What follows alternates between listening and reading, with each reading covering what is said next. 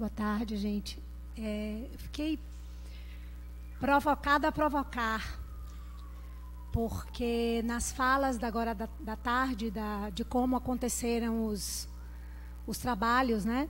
Tanto lá no Rio como aqui em Salvador, e com algumas colocações, eu fiquei provocada a indagar, como provocação, né?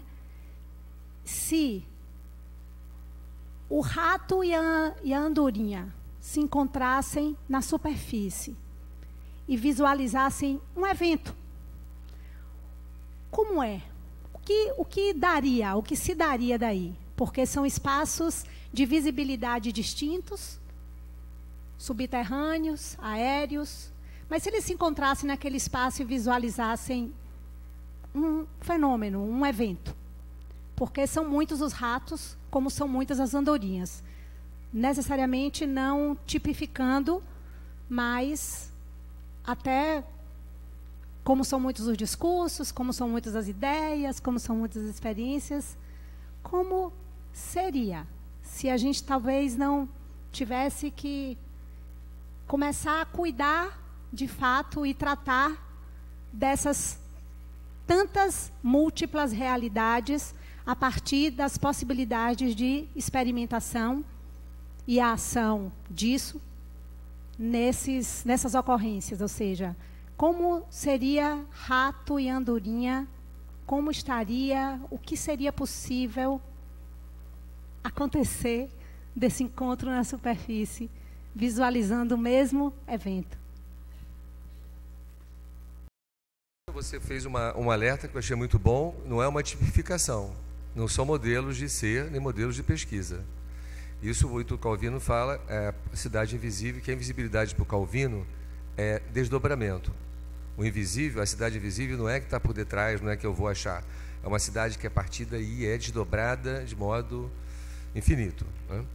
Olha, a andorinha, falando de modo rápido, andorinha, ou sobre o evento, vendo um fato, você falou o evento, né? Ela iria ficar satisfeita ou insatisfeita. Ou seja, ela iria ou se sentir vitoriosa ou ia se sentir fracassada dentro de uma proposta de um evento. Acho que isso. Eu acho que esse olhar do rato, essa questão do rato, significa o inacabamento de um contato, o inacabamento de um encontro, a inconclusividade de uma análise, né? Dessa visada aí que o Calvino traz da andorinha, ou as histórias terão ou final feliz ou final infeliz. Agora, dentro dessa proposta do rato, seria uma sedução e inacabamento de qualquer história, né? Eu acho que isso, de modo geral, não sei se está claro para você. Ou seja, você nunca... essa proposta do rato é uma proposta que não vai te concluir nada. Ela não vai te dar nem o consolo da alegria, nem o consolo da tristeza. Entendeu? Eu só acrescentaria, já que a gente está discutindo o aspecto de corporalidade, que rato e andorinha são duas corporalidades completamente diferentes e que se referem aos seus respectivos ambientes de existência, né? Que, condições de existência mesmo. Um voa, o outro tem que andar é rastejante, e se enfia nos buracos, e tem a vida noturna, a vida diurna, e acho que dificilmente se encontrariam no mesmo evento como espectadores do evento. Provavelmente eles teriam formas de existência, a forma da existência deles poderia provocar algum tipo de encontro, muito por acaso, algum evento, digamos, uma tormenta da natureza, uma árvore que cai e que faz os dois se encontrarem em alguma circunstância desse tipo extrema.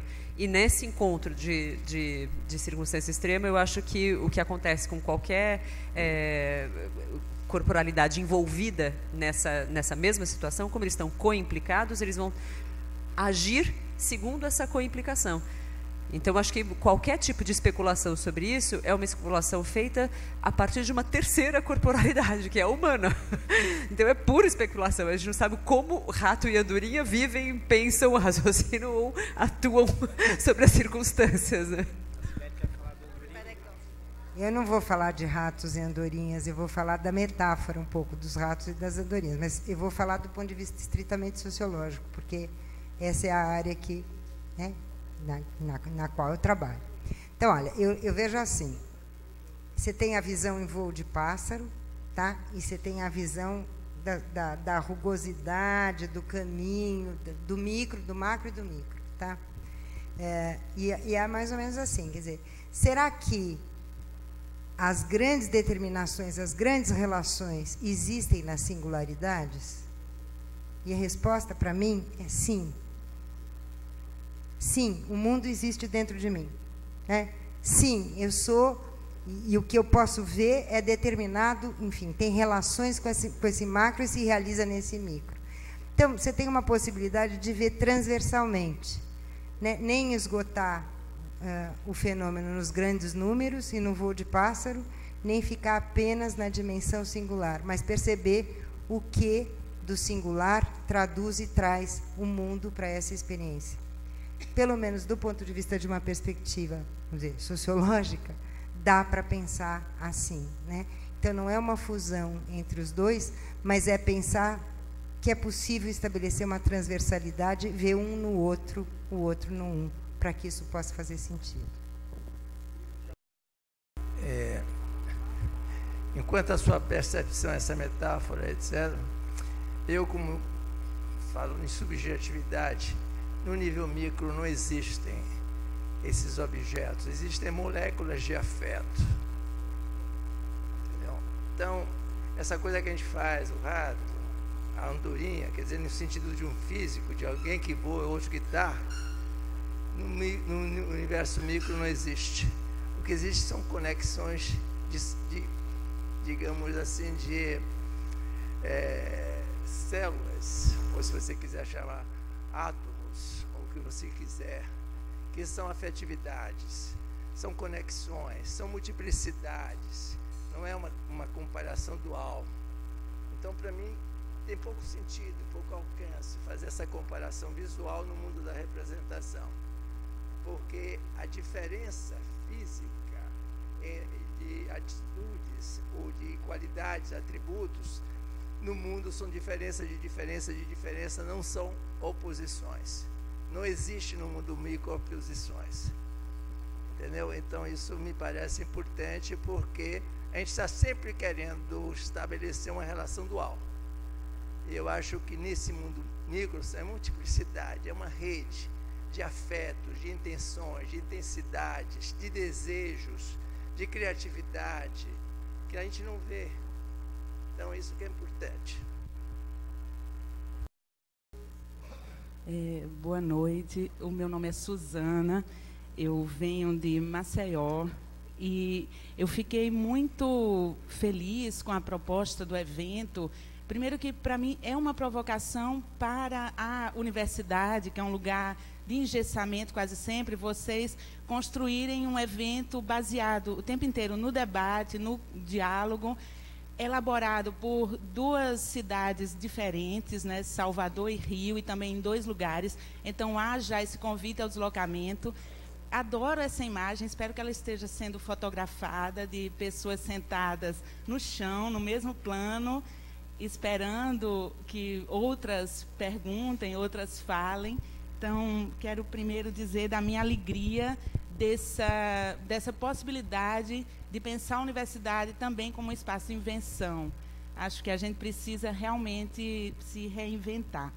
Mas a minha provocação é a seguinte: eu fiquei ouvindo as falas, queria que vocês falassem um pouco mais sobre isso. Eu fiquei muito feliz com a fala de Luiz Antônio, que evocou, eu venho da literatura, sou professora de literatura brasileira, e evocou muito esse trânsito pela literatura, fez uma citação indireta ao Drummond, né, quando falou de um filósofo gauche, agora evoca Rubem Fonseca. Eu acho que a literatura tem muito a nos ensinar. Isso Foucault percebeu, né, porque Foucault cita Borges, ele foi muito afetado por isso. Badiou, outro francês, diz que depois de Fernando Pessoa, a filosofia é outra coisa para ele. Então, acho que a literatura é esse lugar que pensa o corpo, pensa a cidade, desloca, incorpora. Fernando Pessoa, de novo, tem um verso maravilhoso que é: o que em mim sente está pensando. Então, em nenhum momento a literatura separa essa dimensão racional da emoção. A minha questão é como vocês, nessas pesquisas ou nesses confrontos, nessas tentativas de entender a cidade, vocês percebem a possibilidade de deslocamento também nesse sentido, de talvez nós deixarmos um pouco os teóricos e pensarmos também, ou pelo menos incorporar no mesmo plano, essas experiências dos poetas, dos rappers, né, que eles nos ensinam muito também.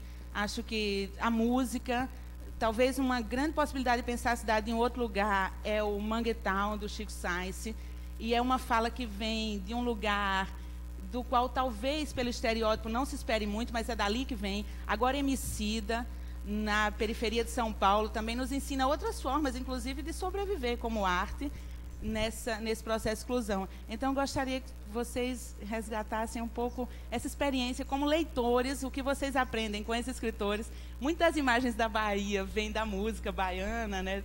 Acho que de quem habita e de quem não habita também, e da literatura. Então, como vocês lidam com isso? Obrigada. Boa tarde, eu sou o Diego, sou do Rio, sou psicólogo, fiz mestrado na UF e estive lá na Maré, no debate lá no Rio também, agora estou aqui no debate aqui em Salvador. Eu queria trazer algumas coisas que eu fui pensando aí de tudo que a gente ouviu hoje, né? E eu acho que quando se falou de política e da diferenciação entre uma política partidária e a política que é a política que a gente está fazendo, né? Que a gente, para além da política dos representantes, para a política, né? A politicagem, como eu gosto de dizer. E eu acho que também é preciso, às vezes, a gente colocar essa outra possibilidade de entender a política pública, quando a gente fala de política pública como política estatal, né? Quando, por exemplo, a Jamira fala, né, que não dá para ficar esperando o Estado, eu acho que ela fala um pouco da necessidade de se criar políticas públicas para além do estatal, e ainda que também a gente sabe que há a necessidade de cobrar o Estado, né? Mas é importante também a gente ter essa noção de que a política pública não se resume a uma política estatal, né? E aí, eu acho que até para pensar isso também, a gente pensar a universidade pública, né? A gente está numa universidade pública, acho que a maioria das pessoas que são de universidade aqui são de universidades públicas, e não é porque estamos numa universidade pública que necessariamente a política de saber que se faz aqui é pública, né? A gente até vê, pelo contrário, toda uma questão do mercado do saber, o mercado das universidades, toda uma necessidade de produção de artigos, uma questão de quantificação do saber, né? Então, assim, eu acho que é importante a gente saudar esses espaços que são criados na universidade pública e que são espaços públicos porque justamente abrem, né, para esse debate realmente, né? Porque quando a gente fala de um evento onde um professor fala e uma plateia simplesmente escuta ou coloca uma pergunta simplesmente e fica por aí, a gente está falando de privatização de algo que é público, né? Do conhecimento, né? E de um espaço que é para ser de discussão, de debate, né? E aí, mas nesse sentido também, eu acho que a fala da Margarete, quando ela fala, né, é preciso a gente prestar atenção na rigidez dos lugares que cada um ocupa e a necessidade de nesses encontros, poder desestabilizar esses lugares, né? Então, o professor que possa questionar a prática dele, que possa realmente se perguntar o que vai fazer na favela, e talvez não só por que ir à favela, mas como ir à favela, né? Como que a gente chega até esses espaços, né? O que a gente está querendo trocar, ou, né? O que a gente quer com isso? É importante esses questionamentos, né? Agora, por outro lado também, a gente vê que às vezes existe toda uma defesa identitária também, nas lutas existe um movimento de poder desfazer esses lugares, mas ao mesmo tempo de poder sustentar alguns territórios, né? E eu acredito que, na verdade, como sustentar, acho que é a questão, como sustentar essa desestabilização das identidades dos lugares sem se desmanchar, né? Sem que as lutas se percam. E aí eu acho que, assim, uma resposta provisória é justamente quando isso se faz coletivamente, né? Quando isso se faz coletivamente, a gente pode estar aqui, né, em conflito, com opiniões diferentes, com pensamentos completamente radicalmente diferentes, mas quando isso se faz numa tentativa coletiva de desmanchar esses lugares, aí eu acho que é possível questionar esses lugares rígidos, né? Porque senão é complicado, né? Pode se virar tiro no pé, né? A gente simplesmente negar identidades, e a gente sabe que tem lutas, né? Que em alguns momentos é necessário uma certa identidade, mesmo que isso depois possa ser questionado, né? Porque senão fica aquela coisa do deserto, que eu acho que eu até falei lá no Rio, né? E quando a Jamira fala também, né, que ela ficou muito tempo falando e só ouvindo a própria voz, né? Então, quando a gente sustentar, ouvir outras vozes, né? E se desestabilizar com essas outras vozes, né? É isso que talvez a gente pode estar comemorando que aconteça aqui e sustentando essas diferenças, né? Mas comemorando também que não se faça um lugar que não se transforme a universidade, por exemplo, num deserto, né? Mas um lugar onde essas vozes retumbam, né? E um pode dar uma sacudida no outro e cada um de nós ter um pensamento que varie, né? Que não fique no mesmo, né? Na defesa de posições, né, rígidas e tudo mais.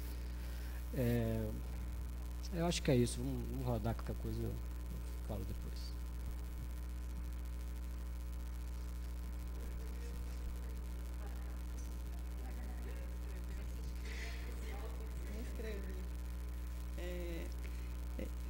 Assim, vou fazer uma pergunta sem pensar muito, né? Então, acho que a gente está aqui também para especular, como estava falando o Alejandro, né? E aí eu acho que, assim, queria chamar um pouco assim o Fernando, a Margarete, que eu conversei ontem, assim, no jantar, para a gente pensar aqui junto algumas coisas que a gente falou, né, fora do circuito aqui público, né? Que aí eu fiquei pensando muito na coisa da ficção, né, que o Alejandro chama para a história da ficção. E aí eu queria entender um pouco de que maneira que essa ideia de ficção ela se relaciona com essa ideia de verdade ou não.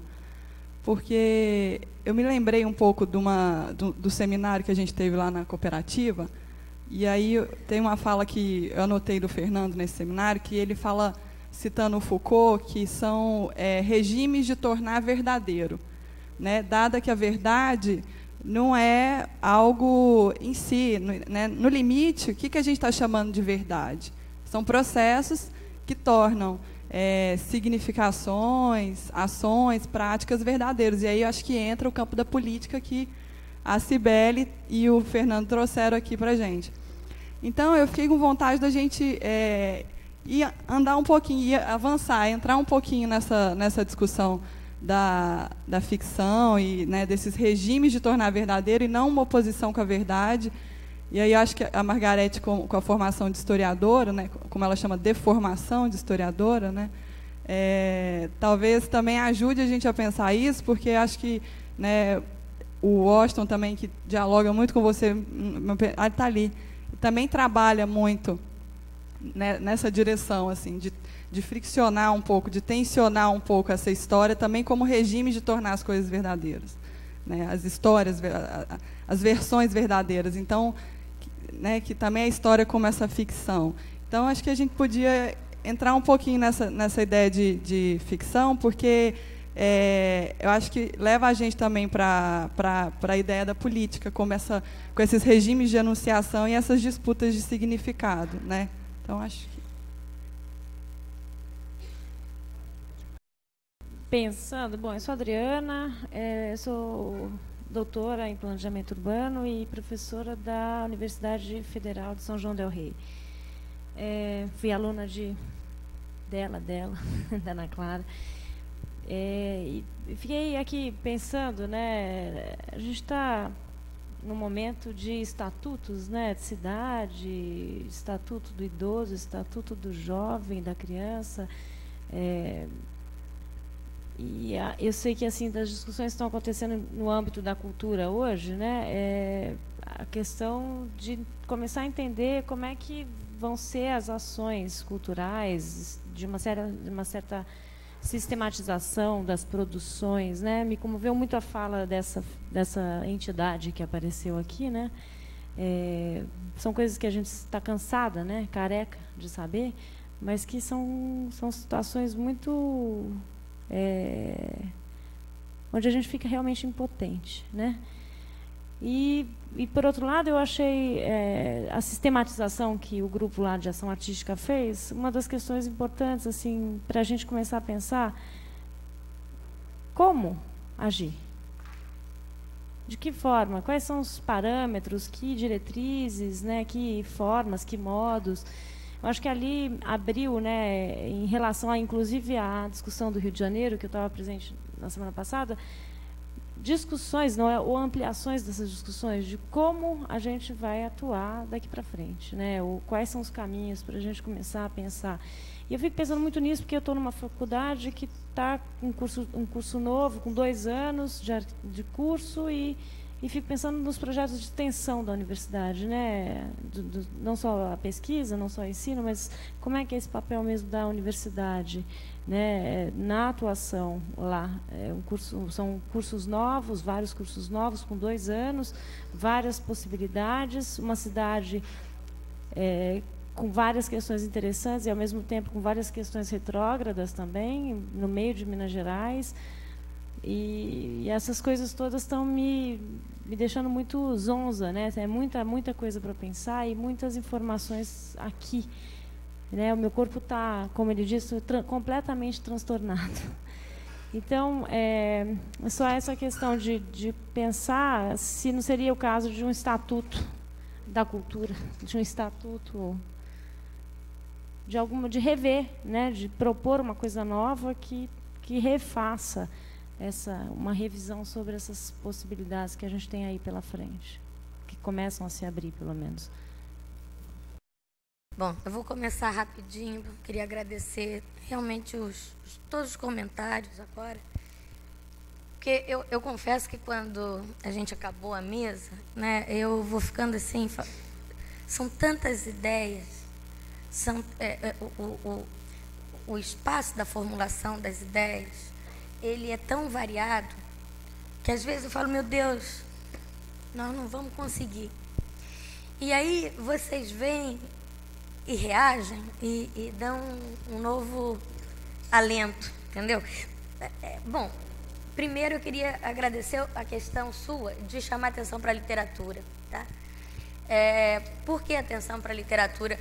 Porque eu acho que uma das grandes coisas que a gente está tentando e que eu acho que para mim o grande transtorno para mim nesses últimos 5 anos foi realmente eu começar a ter que conviver de perto mesmo com as pessoas da área de dança.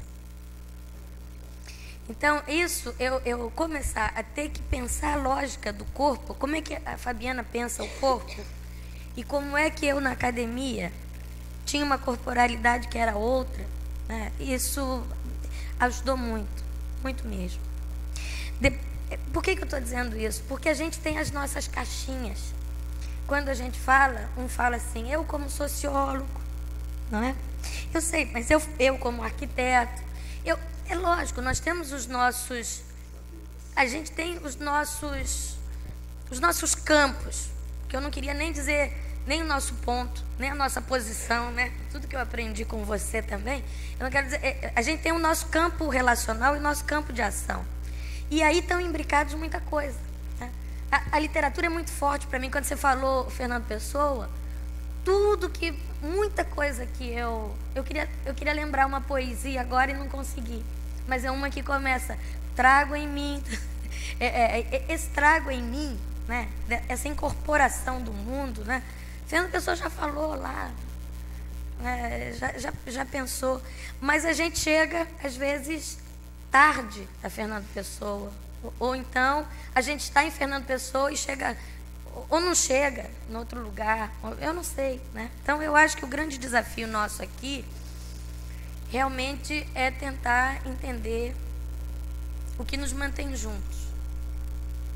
O que está nos empurrando para estarmos conversando de tantos pontos de vista e tantas nem é ponto de vista, de novo, estou falando igual a Andorinha, de tantos modos de relação com o mundo em mim diferentes. Então, gostei muito de ouvir o que você falou. E me senti confortada porque um dos meus campos de realização e de ação no mundo é a universidade. E aí eu queria juntar com isso que o Diego falou, porque eu realmente estava assim cansada. E você falou, eu falei, não, é isso mesmo, tem que insistir.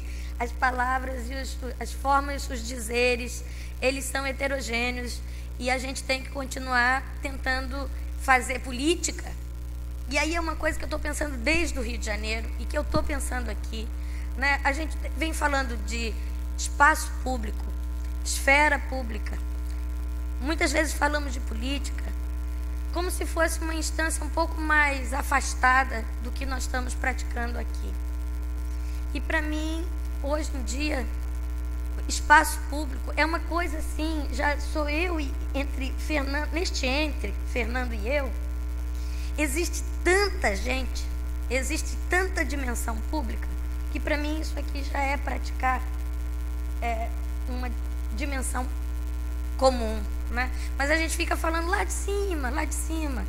E eu acho que nós estamos descobrindo outras formas de militância, outras formas de ação pública. Aliás, essa palavra é uma palavra que eu gosto muito, ação pública. Tem um livro muito bom de um colega meu da ciência política da França, Jean-Pierre Godin, que escreveu um livro há uns 7, 8 anos atrás, só para entender o que é ação pública. O que é esse mundo onde a noção de Estado, evidentemente, ela não é autônoma e não está lá, e a noção nossa de cidadania também não é alguma coisa que contrapõe, opõe ao Estado, né? O que é a ação pública? O que é agir publicamente? Isso me ajudou muito. Por fim, eu queria falar a provocação da Cacá. E eu queria que o Alejandro, se ele quiser, se ele achar que deve e se ele achar que deseja. Eu também fiquei muito aflita com uma forma do Alejandro falar sobre a ficção e dizer, não, o que a gente fez foi produzir uma ficção, nenhum ato é real, uma coisa assim que eu anotei, né? É uma simulação, também falou isso. E o que acontece é que ele produziu verdades contingentes, mas produziu verdades, produziu vivências, né? Para ele, que organizou autoralmente isso, ele sabe do grau de interpretação, de organização, de como isso saiu da cabeça de 1, 2, 5, 8, 10, 15 pessoas para provocar aquilo ali, né? E ontem a gente estava discutindo que, quer dizer, será que a palavra era essa? Porque em nós produziu instantes de verdade. E isso me ajuda a falar como é que, pelo menos, eu venho pensando essa questão da verdade. Porque a dicotomia apareceu um pouco na fala do Alejandro e eu fiquei aflita, né? Real e ficção. Ou apareceu uma outra palavra assim, lei e crime. São construções, esses limites são construções permanentes a partir da nossa ação pública.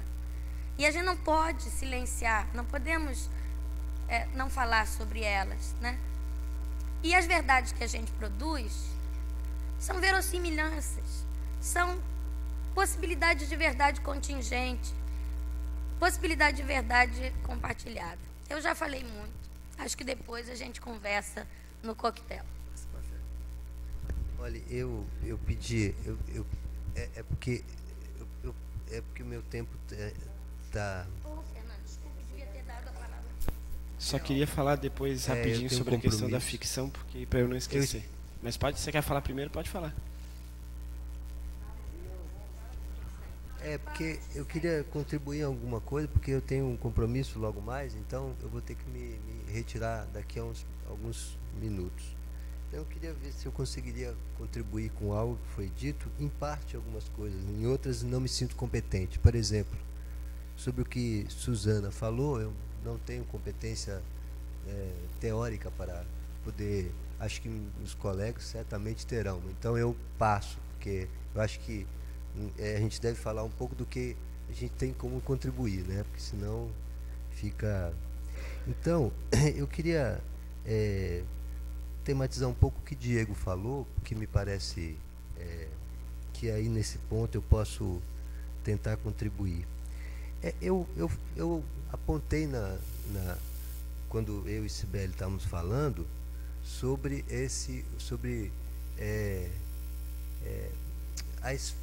só um detalhe.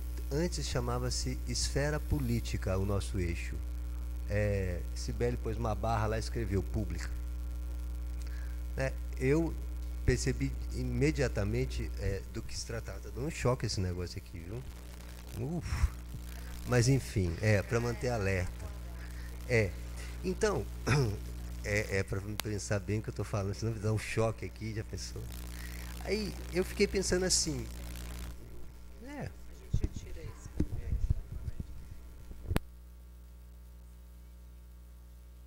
Alô? Então, aquilo, não me repetindo, mas me repetindo, eu acho que está na hora da gente pensar a esfera pública um pouco mais como os gregos pensaram do que como os modernos pensaram, né? E como nós somos tributários dessa modernidade, desse consenso, etc., e sempre estabelecido em torno do Estado, né? Então, eu acho que se a gente pensar em políticas públicas, é como se a pública fosse um adjetivo da política. Mas a política tout court, a política ela própria, ela não precisa de adjetivos. O adjetivo que se coloca pública em cima de política é alguma coisa que, como nós esperemos que o Estado...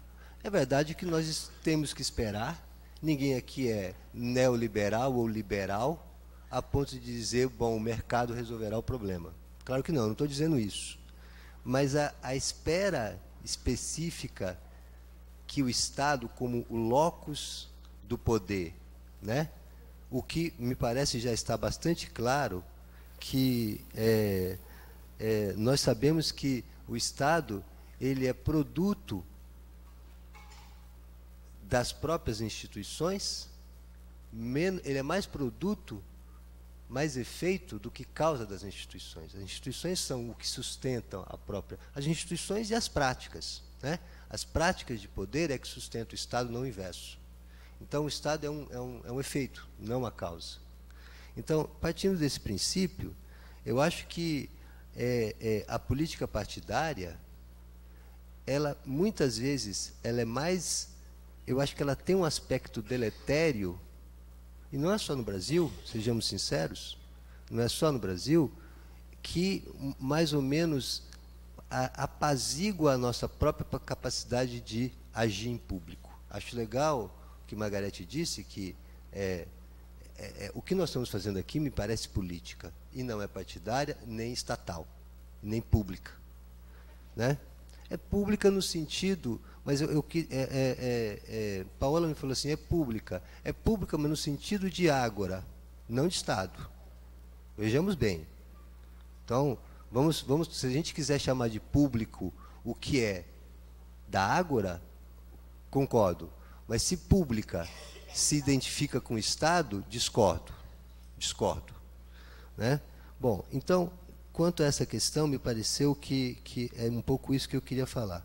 Quanto a Cacá, eu acho que ela relembrou uma expressão Foucaultiana dos regimes de tornar verdadeiro, é o que a gente poderia traduzir em português como processos de veridificação.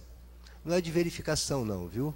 Mas é processos de veridificação, de tornar verdadeiro, né? Esses processos estão naquilo que, muito apropriadamente, Cibele chamou de disputa pela significação, disputa pela nomeação.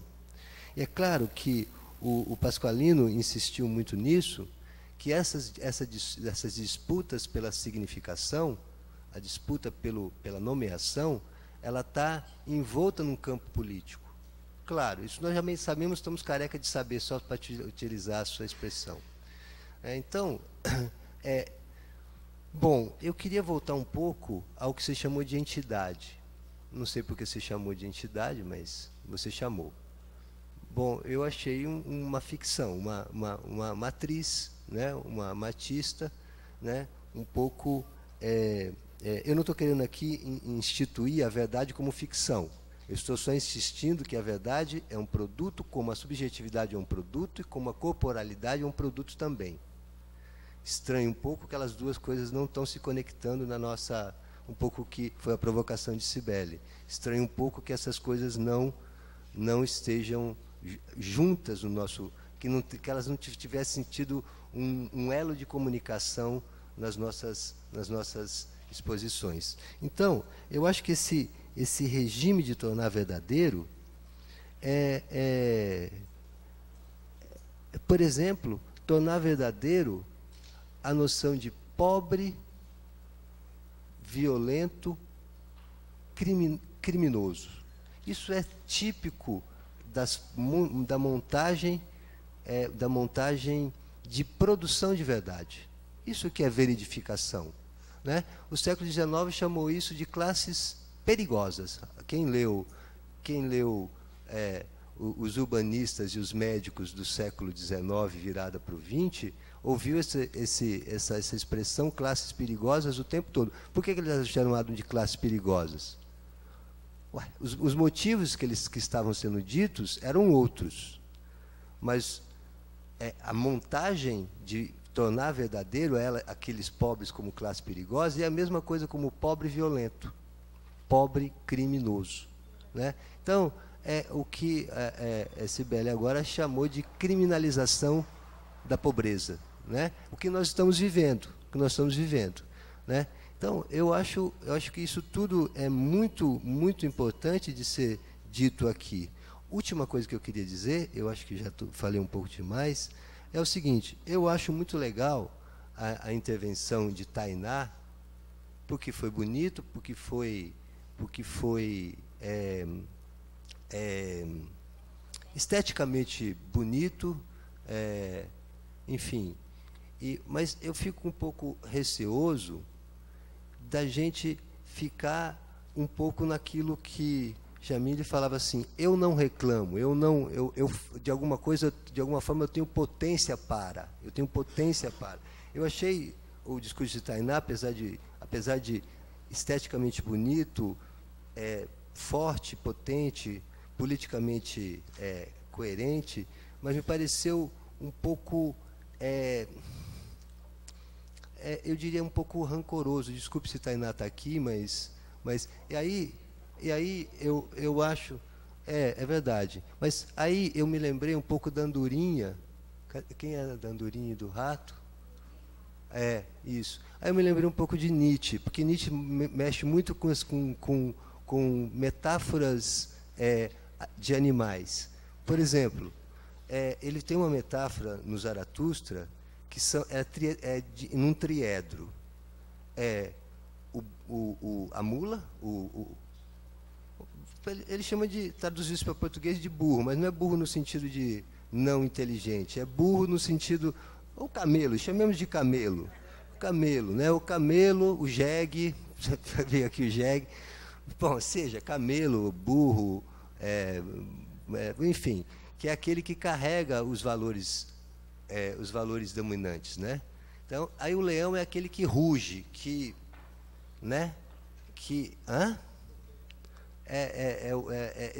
eu quero, né? Eu devo, eu quero, né? E a ideia da criança, que é eu crio, né? Eu tenho potência de dizer sim. Aí Alejandro, nesse sentido, está perfeito. Então, a potência do não que nós insistimos aqui tem a ver com a potência do sim, que é esse sim de afirmativo, né? Agora, ele tem uma outra figura também que me parece interessante, que também ele contrapõe, aí já não é mais triedro, é em dupla. É a ideia não da águia e da serpente, essa deixamos para outro momento, mas peguemos o lobo e o cordeiro, né? O cordeiro diz assim: olhe, lobo, eu poderia fazer o que você faz, eu poderia ser forte, mas como eu sou bom, e você é mau, eu não faço porque eu sou bom. Agora, você é mau porque você faz. Então, veja, é uma inversão, né? Você é potente, mas eu não sou potente porque eu, de certa forma, sou bom e reprimo a minha potência de ser potente, né? E pode ser uma potência de dizer não também, claro, potência de dizer não faço, né? Então, acho que um pouco isso que talvez seja importante ser dito do cordeiro e do lobo, e do camelo, do leão. Eu devo, eu quero por qualquer motivo, e eu crio, né? Eu acho que essas coisas são importantes de ser dito. Hã? Isso, exatamente. Então, precisamos ter um pouco de atenção nessas coisas todas. Eu, antes eu vou ter que me retirar daqui a pouco, gostaria de agradecer muito o convite da curadoria, dos organizadores. Gostaria também de agradecer as perguntas que foram feitas e dizer que eu tentei contribuir da melhor maneira possível. Então, muito obrigado. Bom, até amanhã que eu estaria aqui novamente, mas, de todo caso, eu vou ter que me retirar.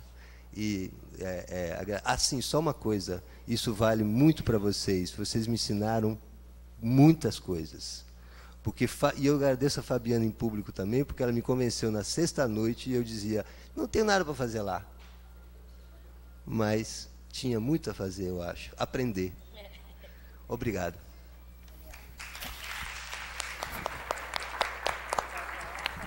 Rapidamente. Eu só vou dar uma pequena intervenção. É o seguinte, questão da literatura, né? Eu acho o seguinte, a forma de pensar e criar que a arte, ela tem multiplicidade de expressões. E elas se cruzam, se entrelaçam. Por exemplo, nem sempre a gente, no mundo que vive, a gente pode se dedicar a determinadas formas de arte. Então, a literatura é muito importante. E, às vezes, a gente faz um rebatimento, mesmo dentro da arquitetura, com uma imagem maravilhosa da literatura. Vou dar um exemplo. Em arquitetura, se fala de labirinto, né? E que é um conceito clássico de um espaço murado, que você não consegue sair, não é verdade? Então você pega Borges e diz, o deserto é um labirinto. Você cai das nuvens, porque você está habituado a ver sempre o labirinto com paredes. E se ele diz assim, você está no deserto, você está no labirinto. Então, a gente se apropria disso e transmite isso para os estudantes. Quando a gente tem a sorte de ler algum autor que tem uma imagem tão bonita como essa, que a gente transfere para a arquitetura.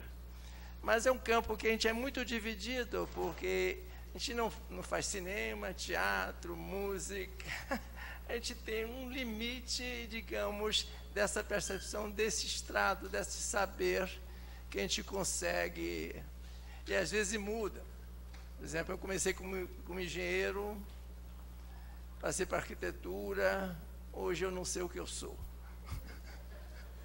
Uma multiplicidade. Posso falar? Tá. Eu vou tentar falar algumas coisas meio rápidas, não sei. Eu acho que a coisa da política pública que você lembra, para além da política estatal, sem dúvida, né? Sem dúvida. Desde que não se transforme a ação e a possibilidade dessa ação em contrapartida, em gestão, em administração, pura e simplesmente, né? Desde que isso não vire pacificação, primeiro, e desde que isso não redima o Estado de cumprir o seu papel, né? Porque o Estado precisa cumprir o seu papel. Outro dia eu estava num debate sobre cultura em São Carlos e um menino começou a se entusiasmar e disse assim, porque a gente não precisa do Estado para nada, a gente faz tudo, o Estado que se dane. Eu falei, como é que é? Você transforma, né, de forma absolutamente perversa o protagonismo da sociedade civil em ausência do Estado. E você faz o jogo que as pessoas querem, ou que os poderes estabelecidos querem que você faça. Então, não dá de jeito nenhum para redimir isso. Agora, toda política pública é pública mesmo? O que quer dizer? A universidade pública é pública mesmo? Acho que num sentido é. Num sentido é, quer dizer, quando a gente compara com as Unipes da vida. Tá? E eu vou falar claramente, né? Quer dizer, a Unip, ou sei lá eu, a Unibandida, as várias Unis da vida, né? Enfim, que é uma enorme enganação. Agora, eu acho que nada garante que a universidade pública cumpra o seu papel público, porque ela também é uma fronteira de luta. A gente tem que lutar muito para manter a dimensão pública da universidade. Muito. Né? Porque ela não está garantida. Como, de resto, nada está garantido. Né? Então, acho que eu não queria me estender muito sobre isso, porque eu queria pensar um pouquinho mais a questão da desertificação e das identidades. Eu acho que, de fato, a gente está num momento complicado. Por exemplo, a afirmação identitária como horizonte, ela também pode desertificar, muito fortemente. Desertificar.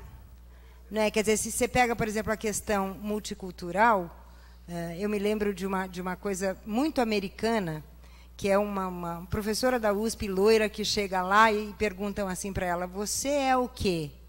Ela fala, hispânica. E o cara da imigração fala assim, você tem certeza? Enfim, você tem que escolher se você é negro, gay, hispânico, branco. Que isso? Que isso? Isso também desertifica e desertifica a experiência, né? Muito fortemente. Então, eu não sei, eu acho que nós estamos num momento muito complicado, acho que você identificou bem, e acho que a gente tem que pensar muito sobre isso. Mas eu queria mesmo falar sobre a questão da ficção e da verdade, dos regimes de verdade, sobretudo falar a partir de um outro lugar, quer dizer, falar um pouco da produção estética como uma possibilidade de rachar uma maneira de perceber o mundo, e de disputar uma maneira de perceber o mundo. E, por aí, aproximar a dimensão estética da dimensão política. Né? Enfim, então, é ficção? Claro que é ficção. Né? Por que não haveria de ser? Tá? Mas exatamente porque é ficção que permite disputar o que é verdade. Né?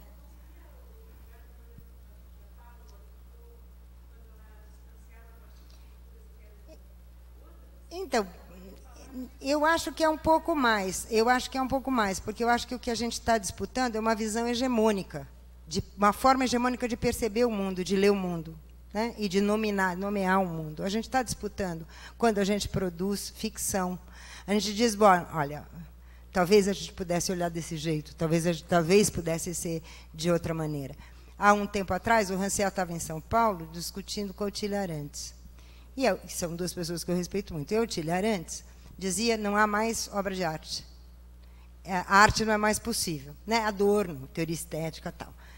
Entendo perfeitamente. E o Rancière dizia, é sim. E é sim, na medida em que ainda é possível disputar uma visão hegemônica de mundo. Né? Ainda é possível disputar.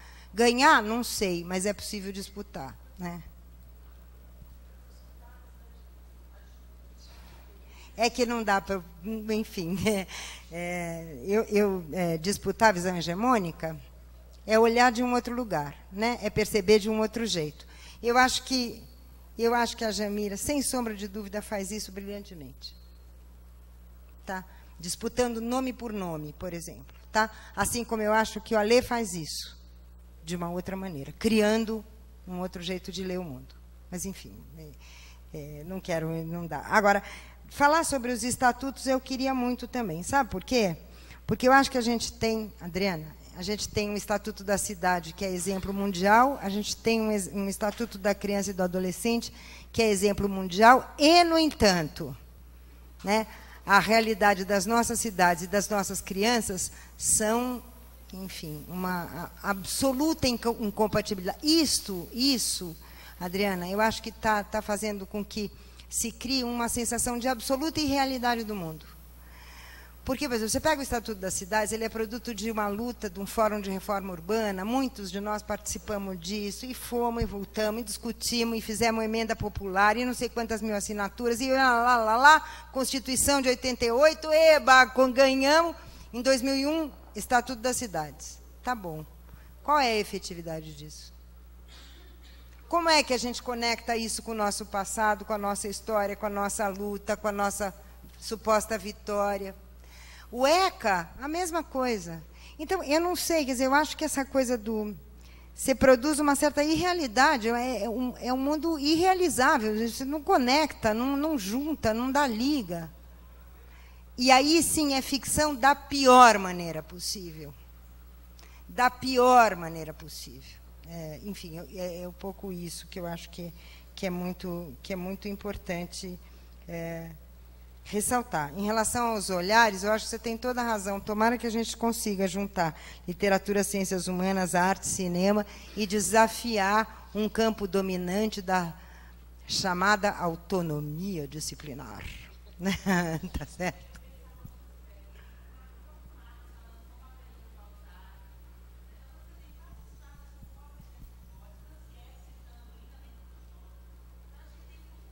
Sem dúvida.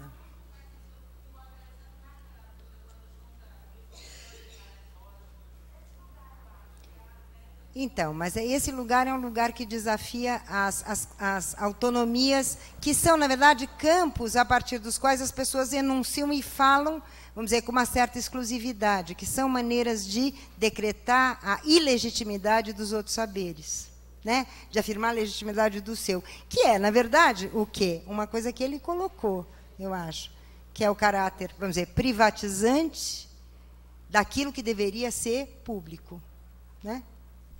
É isso. Oi, vou tentar falar bem rápido.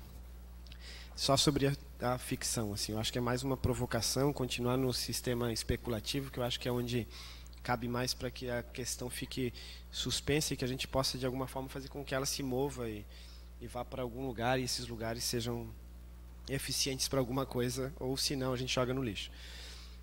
Uma coisa que eu queria propor é essa ideia de que ficção é diferente de mentira e que realidade é diferente de verdade. E nesse lugar a gente pode trabalhar essas questões. Eu acho que a gente tem a ficção como uma ferramenta biológica de sobrevivência desde sempre, como capacidade de virtualizar experiências num outro meio que não a experiência real.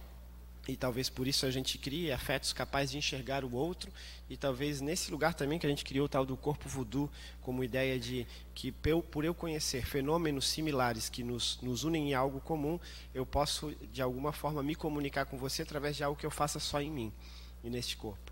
E talvez nessa construção de ficção, ela só pode acontecer no trânsito com a realidade. A ficção sem o trânsito com a realidade não existe. Então ela precisa de uma referência da realidade para ser ficção, assim como a realidade de alguma forma também vai precisar da referência da ficção para ser real. E isso não implica que seja verdade ou não.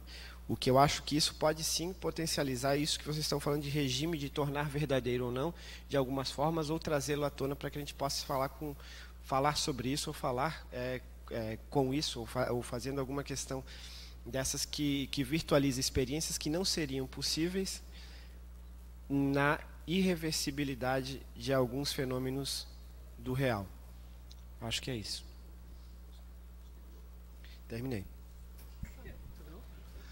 Olha, eu queria só complementar a sua questão, porque você não me conhece, a gente não se conhece, eu tive pouco tempo, e me dá uma grande irritação, não com você, uma irritação acadêmica, quando a gente fala de literatura, as coisas ficam no plano de uma, usando um termo um pouco vulgar, uma coisa meio afrescalhada no mau sentido, e uma coisa muito fora do campo da atenção, né?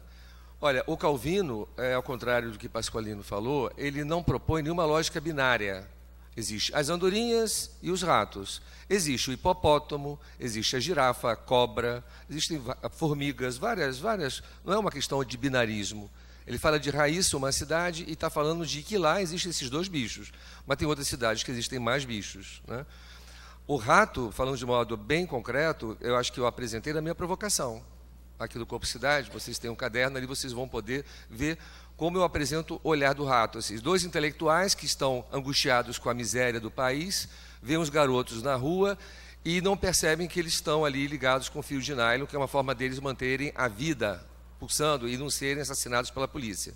A meu ver, trazer essas imagens do Calvino, agora respondendo mais uma vez a tua questão, para mim é uma discussão devido à insuportabilidade da vida que a gente está vivendo, do terror que a gente está vivendo, que não é no Uruguai e nem em Nova Holanda que existe o terror.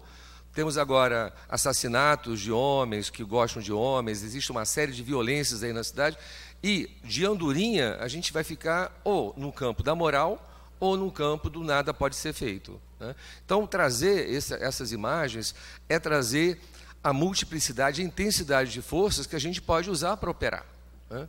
Eu acho que isso é a questão.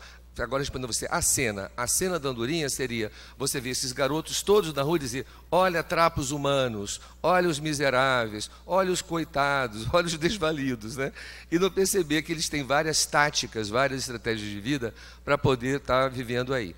Agora, fechando a questão da ficção. A ficção, existe, a meu ver, então tem um certo cuidado nesse papo da ficção, que tudo é ficção, que a gente pode cair num certo pós-modernismo, um pouco chique, mas, a meu ver, muito inútil, que é uma questão, tudo é criação, tudo é ficção, e inspirado um pouco no que a Alejandra está falando. Ou seja, você pega um Baudelaire, você pega um Guimarães Rosa, você pega um Einstein no cinema, você pega qualquer cineasta ou qualquer diretor, qualquer escritor, aquela ficção tem uma tecnologia apuradíssima. Aquela ficção tem uma lógica de sentido, tem uma maquinaria, né? Tem toda uma... Então, eu quero ter a coragem da verdade, ou seja, eu quero ver como essa ficção produz verdade, né? Ou seja, como ela funciona, o que ela está produzindo no campo real. Não é no sentido de fazer um túmulo, um decreto de que a verdade acabou, a realidade acabou, tudo é produto de uma criação, de uma brincadeira festiva de pós-modernismo, né? Acho que é ficar atento a esses jogos de verdade, essa confecção dessas lógicas que produzem corpos, produzem tristeza, produzem alegrias. Aí que está, né? Porque arte não é o contrário. Por exemplo, se a gente fala o estranhamento da arte, né?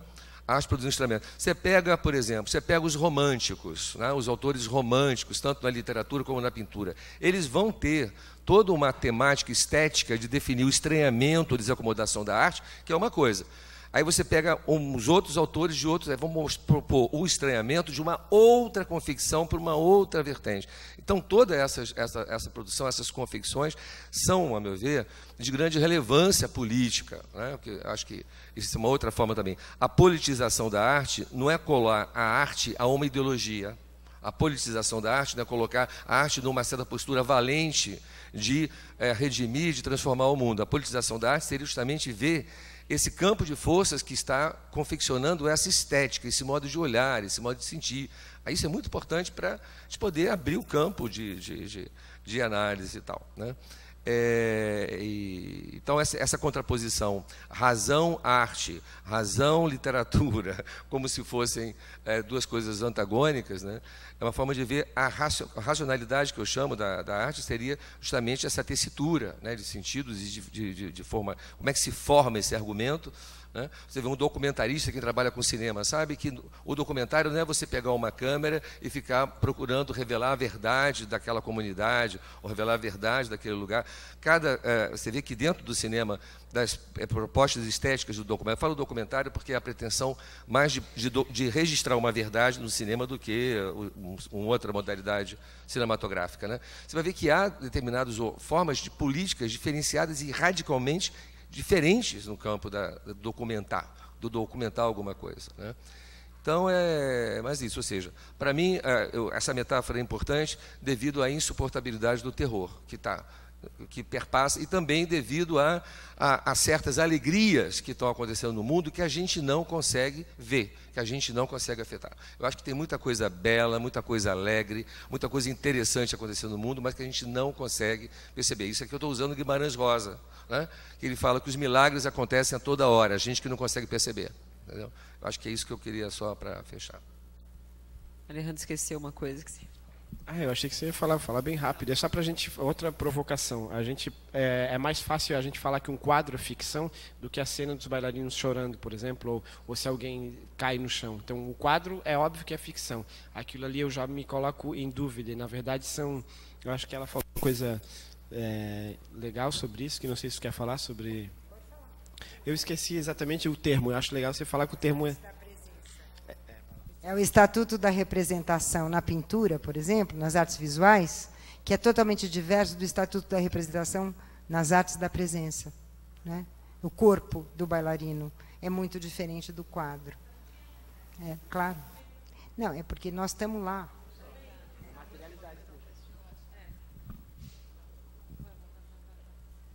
Não, eu teria muita coisa para falar.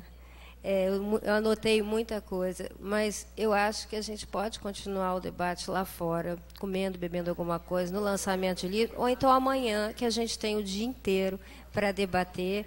A gente guarda esses temas, eu acho que tem temas importantes que foram levantados aqui, e a gente dorme com eles, e amanhã a gente traz para o debate, e estão todos convidados.